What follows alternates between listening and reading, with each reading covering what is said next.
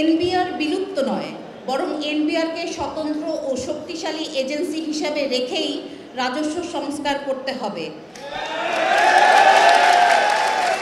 সবাইকে অন্ধকারে রেখে নজিরবিহীন দ্রুততা ও গোপনীয়তার সাথে অধ্যাদেশ জারি করা হয়েছে।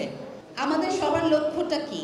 এনবিআর বিলুপ্ত করে প্রণীত রাজস্ব অধ্যাদেশ বাতিল এবং টেকসই রাজস্ব সংস্কারের দাবিতে এনবিআর সংস্কার ঐক্য পরিষদের ডাকে আজ 18 মে 2025 রবিবার সকাল 9টা থেকে বিকাল 3টা পর্যন্ত 6 ঘন্টা কাস্টমস, ভ্যাট ও ট্যাক্স বিভাগের বিভিন্ন দপ্তরে এবং জাতীয় রাজস্ব বোর্ডে স্বতঃস্ফূর্তভাবে কলম বিরতি পালন করা হয়।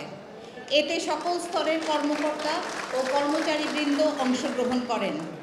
দেশের স্বার্থে রাজস্ব ব্যবস্থার যুগোপযোগী ও টেকসই সংস্কারের কেবল জাতীয় রাজস্ব বোর্ডের সর্বস্তরের কর্মকর্তা কর্মচারীদের দাবি নয়, বরং করদাতা সমাজ, ব্যবসায়ী সমাজ, সিভিল সোসাইটি সহ সকল অংশীজনের দাবি। গুরুত্বপূর্ণ অংশীজনদের মতামত গ্রহণ না করে, সরকার কর্তৃক গঠিত সংস্কার কমিটির সুপারিশ প্রকাশ না করে এবং তা আলোচনা পর্যালোচনার সুযোগ না দিয়ে সবাইকে অন্ধকারে রেখে নজিরবিহীন দ্রুততা ও গোপনীয়তার সাথে অধ্যাদেশ জারি করা হয়েছে। অংশীজনদের মতামত গ্রহণ না করে একতরফাভাবে গৃহীত এই সংস্কারের উদ্দেশ্য ও কার্যকারিতা নিয়ে ইতোমধ্যে রাজনৈতিক নেতৃবৃন্দ, ব্যবসায়ী মহল, পলিসি থিঙ্ক ট্যাঙ্ক সহ বিভিন্ন মহল প্রশ্ন তুলেছেন। রাজস্ব ব্যবস্থা সংস্কারের নামে 100 বছরের ঐতিহ্যবাহী প্রতিষ্ঠান এনবিআরকে বিলুপ্ত করে দেওয়া হয়েছে কোনো কারণ ছাড়াই। যেখানে দেশের রাজস্ব এজেন্সিকে সংস্কারের মাধ্যমে শক্তিশালী করা প্রয়োজন, সেখানে এটিকে বিলুপ্ত করে রাজস্ব কার্যক্রম পরিচালনার জন্য অর্থ মন্ত্রণালয়ে 2টি বিভাগ সৃষ্টি করা হয়েছে, যা রাজস্ব ব্যবস্থাপনার আন্তর্জাতিক রীতিনীতির সম্পূর্ণ পরিপন্থী। এই অধ্যাদেশের বিষয়ে ট্রান্সপারেন্সি ইন্টারন্যাশনাল বাংলাদেশ TIB এর মতামতে বলা হয়েছে, রাজস্ব ব্যবস্থায় স্বচ্ছতা ও জবাবদিহিতা প্রতিষ্ঠার নামে যে বিকেন্দ্রীকরণের উদ্যোগ নেওয়া হয়েছে, সেই প্রক্রিয়াটি স্বচ্ছ কিনা এমন প্রশ্ন ওঠাও অমূলক নয়।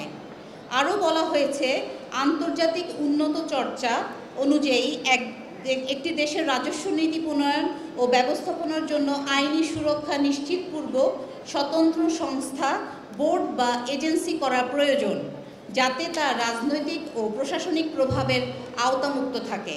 অথচ দেশের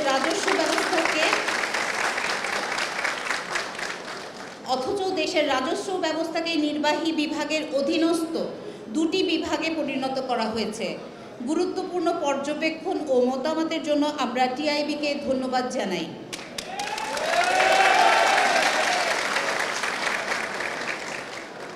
এনবিআর বিলুপ্ত নয়, বরং এনবিআরকে স্বতন্ত্র ও শক্তিশালী এজেন্সি হিসাবে রেখেই রাজস্ব সংস্কার করতে হবে।